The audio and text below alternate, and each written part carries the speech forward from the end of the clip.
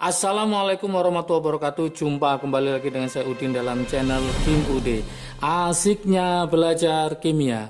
Materi hari ini adalah pembahasan latihan soal larutan elektrolit dan non-elektrolit part 2 dan part 3. Permintaan dari teman-teman supaya dibahas karena apa? Karena ini merupakan konsep dasar untuk paham dia itu merupakan larutan elektrolit apa non-elektrolit.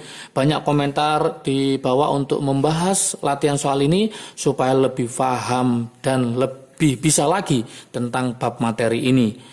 Jangan lupa seperti biasa, sebelum saya bahas, like, subscribe, dan komentarnya. Juga lonceng ditekan supaya tidak ketinggalan video terbaru dari Kim UD. Oke, tanpa berlama-lama kita bahas untuk video yang pertama, yaitu latihan soal pada larutan elektrolit dan non-elektrolit part 2. Ya. Oke, saya tulis di sini larutan untuk larutan elektrolit dan non-elektrolit part 2. Part 1 tidak ada latihan soal karena berupa konsep dasar. Yang part 2 baru ada latihan soal. Akan saya bahas di sini. Masih ingat mungkin model soalnya? Kalau nggak ingat nanti ada link deskripsi saya taruh di bawahnya supaya teman-teman mempelajari lagi dan lebih paham lagi. Seperti ini soalnya. Tentukan dari senyawa berikut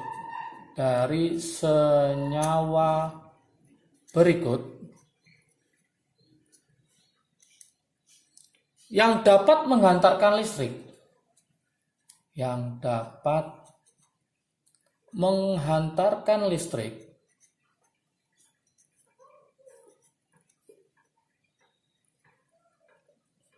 jika dilarutkan ke dalam air.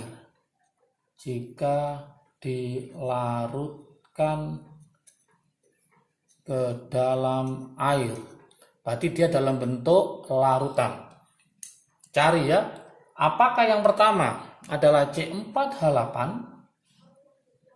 yang kedua BaNO3 2 kali barium nitrat, yang ketiga adalah HBr asam bromida, yang keempat adalah CONH2 2 kali atau yang disebut dengan namanya urea.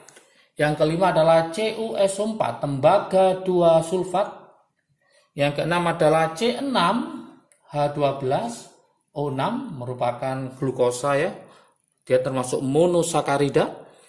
Yang 7 CH3OH ini merupakan metanol ya. Hati-hati jebakannya ini dia bukan basa tapi dia merupakan alkohol. Yang ke-8 adalah HCOH asam metanoat. Yang 9 adalah PCl5 fosfor pentaklorida. Teman-teman harus mencari manakah yang dapat menghantarkan listrik jika dilarutkan ke dalam air. Gimana solusinya? Nah, solusinya saya buatkan di sini. Kita mulai dari yang pertama, kita kupas habis semua ya. Yang pertama, C4H8 ini merupakan senyawa hidrokarbon.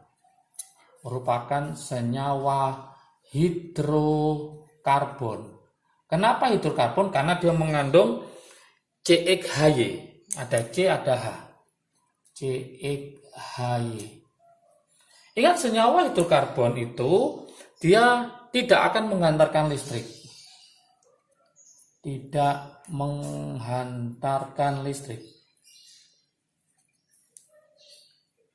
Kenapa tidak menghantarkan listrik? Jelas, karena tidak terionisasi.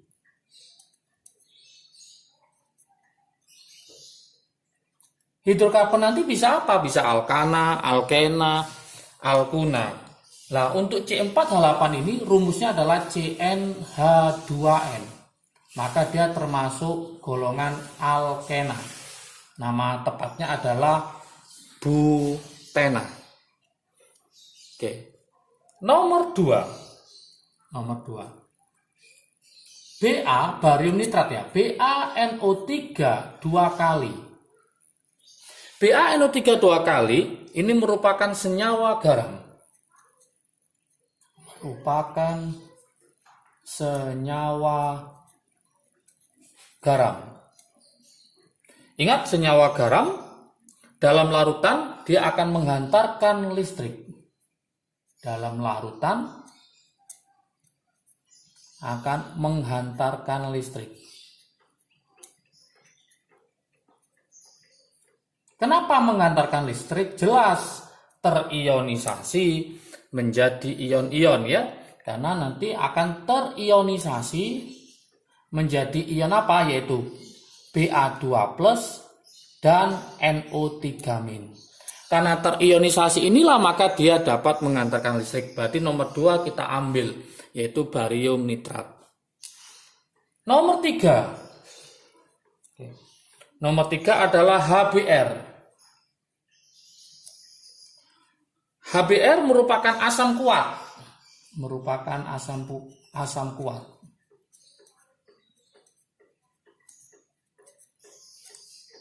Karena dia adalah asam kuat, maka dia akan menghantarkan listrik ya. Menghantarkan listrik karena terionisasi. Menghantarkan listrik. Kenapa menghantarkan listrik? Karena nanti akan terionisasi menjadi ion apa? Menjadi ion H+ dan Br-. Karena terionisasi maka dia akan menghantarkan listrik. Maka nomor 3 juga kita ambil. Karena yang pertanyaan adalah yang manakah yang menghantarkan listrik. Nomor 4. Nomor 4 adalah CONH2 2 kali. Ini namanya adalah urea. Urea tidak dapat terionisasi ya. Nah, dalam larutannya tidak dapat terionisasi. Tidak dapat terionisasi menjadi ion-ion. Karena tidak dapat tidak dapat terionisasi, maka dia tidak dapat menghantarkan listrik. Sehingga tidak dapat menghantarkan listrik.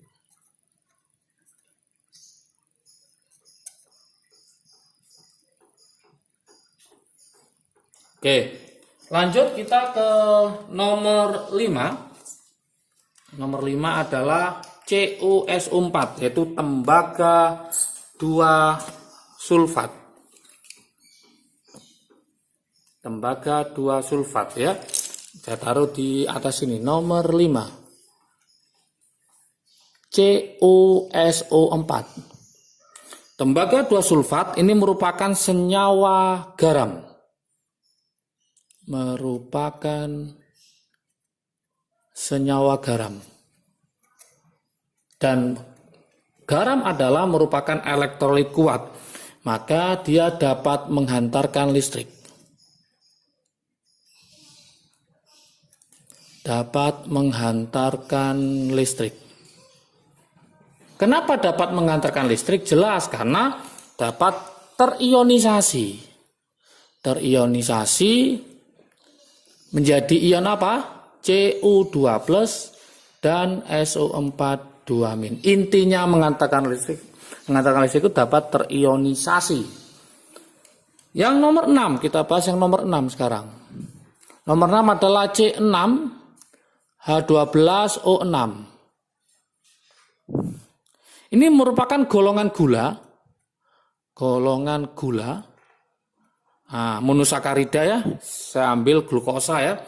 Nah, ini tidak dapat terionisasi. Tidak terionisasi menjadi ion-ion. Molekul ya. Nah, karena tidak terionisasi maka jelas dia tidak akan menghantarkan listrik. Oke. Nomor 7. CH3OH. CH3OH ini merupakan golongan alkohol. Ini merupakan golongan alkohol. Namanya adalah metanol. Ini juga tidak terionisasi. Tidak terionisasi dalam larutannya. Kalau tidak terionisasi dalam larutannya, maka dia tidak akan menghantarkan listrik. Maka tidak kita pilih untuk metanol. Nomor 8. HCOH. HCOOH. Ini merupakan asam lemah ya, namanya asam metanoat ya. Ini merupakan asam metanoat.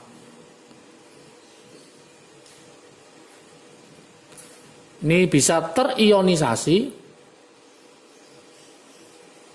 menjadi ion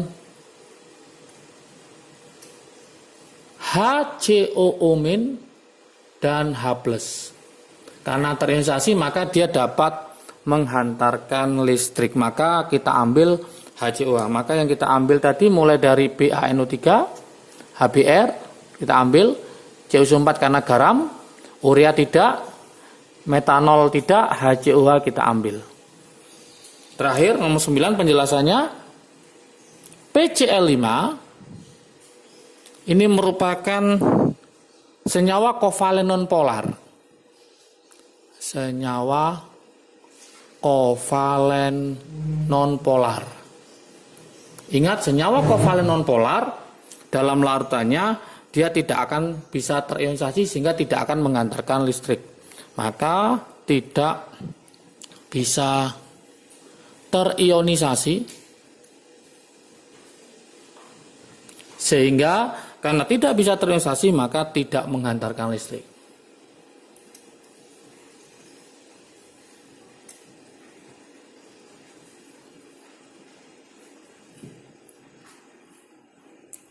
Sehingga kesimpulannya, siapa aja yang termasuk menghantarkan listrik, saya kasih warna merah, yaitu mulai nomor 2, 3, 5, dan 8. Jadi jawabannya adalah 2, 3, 5, 8. Itulah jawaban dari latihan soal untuk larutan elektrolit dan non-elektrolit part 2. Kemudian kita lanjutkan untuk pembahasan latihan soal, yaitu larutan elektrolit dan non-elektrolit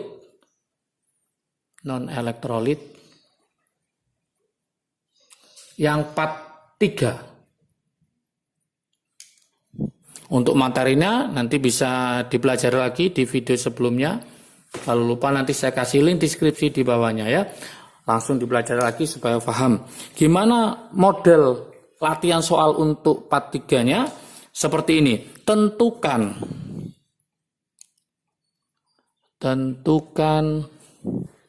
yang dapat menghantarkan listrik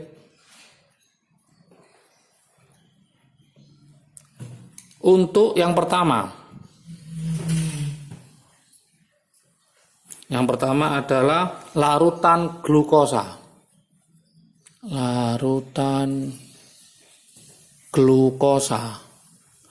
Oke, yang kedua adalah lelehan natrium bromida.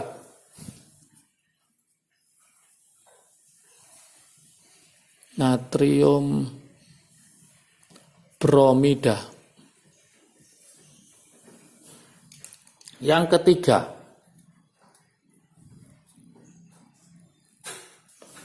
larutan cuka.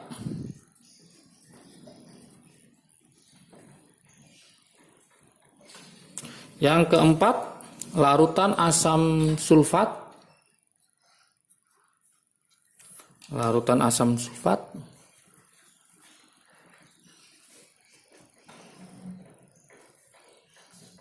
Terakhir yang kelima adalah minyak tanah.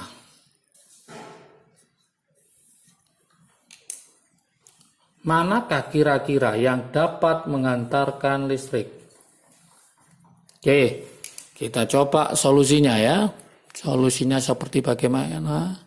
Nah, seperti ini. Yang pertama, larutan glukosa. Masih ingat teman-teman? Itu yang pertama ya, larutan glukosa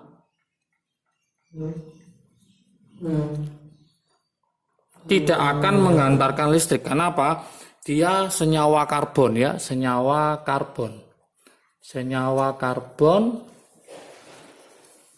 mengandung C, H, dan O tidak bisa terionisasi. Tidak terionisasi menjadi ion-ion.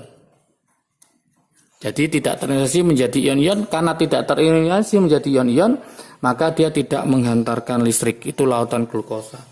Yang kedua, lelehan. Nah, lelehan atau leburan boleh. NaBr, saya tulis rumusnya, natrium bromida. NaBr itu cenderung membentuk senyawa ionik. Nah, dia merupakan senyawa ionik. Ingat, senyawa ionik baik dalam bentuk lelehan maupun larutan, dia akan menghantarkan listrik karena dia terionisasi ya. Senyawa ionik dapat terionisasi sehingga menghantarkan listrik.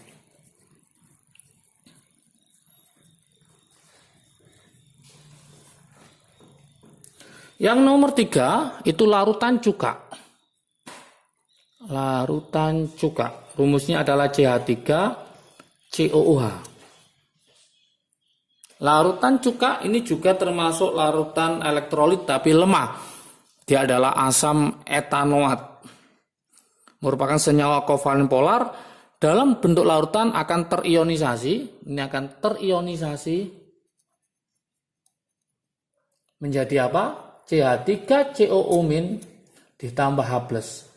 Karena terionisasi ini maka dia dapat menghantarkan listrik dalam bentuk larutan. Oke, kalau dalam bentuk leburan tidak dapat menghantarkan listrik karena dia merupakan senyawa kovalen. Kalau ini beda, dalam bentuk lelehan dapat menghantarkan listrik karena dia adalah merupakan senyawa ionik. Silakan nanti dilihat materinya dalam video sebelumnya ya. Oke, yang keempat itu adalah larutan asam sulfat. Nah, larutan asam sulfat yaitu H2SO4 ini merupakan asam kuat. Karena asam kuat maka jelas dia akan terionisasi menjadi apa? H+ sama SO4 2-. Nah, karena terionisasi maka dia menghantarkan listrik. Jadi H+ dan SO4 2-. Dia merupakan asam kuat. Terakhir yang nomor 5 adalah minyak tanah. Minyak tanah adalah senyawa hidrokarbon ya. Minyak tanah. Minyak tanah ini merupakan senyawa hidrokarbon. Kenapa? Karena dia mengandung C sama H. Senyawa hidrokarbon itu tidak akan terionisasi. Nah, karena tidak terionisasi maka dia tidak akan menghantarkan listrik. Tidak terionisasi. Sehingga dia tidak akan menghantarkan listrik. Dari sini maka kesimpulannya yang dapat menghantarkan listrik adalah lelehan natrium bromida, larutan cuka, kemudian larutan asam sulfat. Berarti jawabannya adalah nomor 2, nomor 3, sama nomor 4. Untuk nomor 1 dan nomor 5 dia tidak akan menghantarkan listrik. Alasannya karena dia tidak akan terionisasi menjadi ion-ion yang bergerak bebas. Oke, semoga paham larutan elektrolit dan non-elektrolit. Ini adalah bekal teman-teman semua untuk melanjutkan ke kelas 2 dan kelas 3. Karena nanti akan dibahas tentang sifat koligatif larutan. Kalau larutan elektrolit dan non-elektrolit bisa membedakan, maka saya jamin untuk konsep koligatif larutan dan stoikiometri larutan akan bisa. Oke, semangat belajarnya, sukses selalu, jaga kesehatan, salam sukses dari Kim UD. Asiknya belajar kimia. Assalamualaikum warahmatullahi wabarakatuh.